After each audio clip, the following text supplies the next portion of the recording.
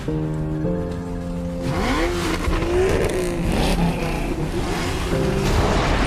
معاكم كريم منير ونايل موتورز من داخل جناح اوبل، ومعانا احمد نبيل سيلز مانجر من اوبل.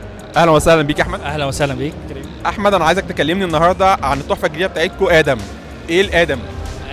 الادم عربيه جديده نزلت بره مصر بقى لها حوالي سنه ونص، واحنا جايبينها النهارده مع 5 عربيات كمان جديد. بنعمل ريلانش مره ثانيه للبراند اوبل بالكامل.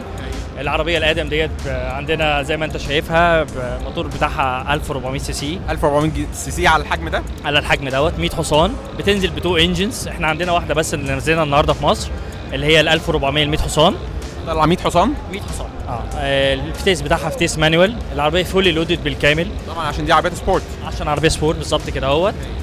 بالنسبه للعربيه بتاعتنا زي ما انت شايفها من جوه فولي لودد، كل حاجه موجوده فيها. بلوتوث موجود فيها، نازله بسيستم جديد اللي هو الانتيلي لينك، ودي احدث حاجه وورلد وايد. ده احنا بنتكلم على السسبنشن سيستم؟ لا، الانتيلي لينك ده بنقول عليها الميديا سيستم بتاعها.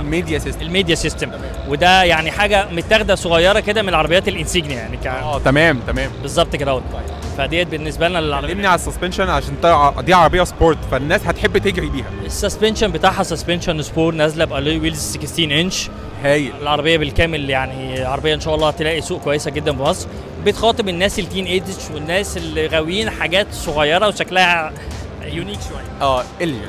طيب انا عايز اعرف حاجه صغيره، انت عندك كذا منافس قوي جدا في الشريحه ديت بس وقدام، هل انت عندك حاجات تنافس بيها او قدمت حاجه بالادم حاجه تنافس بيها قدام المنافسين الاقوياء بتوعك اللي محققين هيستوري كويسه؟ والله احنا بالنسبه لنا كشبكه المنصور طبعا للسيارات كاوبل، عربيه تاريخها بقى لها 150 سنه في العالم طبعا. وبالنسبه للعربيه ديت احنا بنقدم شبكه موزعين وشبكه خدمات مبيعات البيع قويه جدا، تعتبر اكبر كتير من المنافسين اللي معانا. طبعا احنا عارفين منصور كويس قوي. ضمان العربيه طبعا ضمان مغطي 3 سنين او 100,000 كيلو ضد عيوب الصناعه.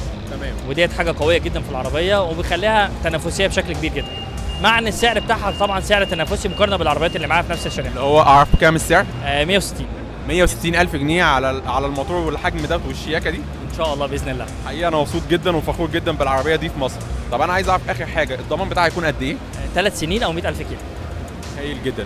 العربيه ديت هتقبل بنزين 92؟ تقبل 92 وماشي معانا مفيش اي مشاكل خالص. دي طبعا مفيش حاجه الحمد لله ماشيه غير ب 92. رساله لكل الناس اللي بتزعل من 95، العربيه بتمشي ببنزين 92. شكرا جدا ليك. الله يخليك يا كريم.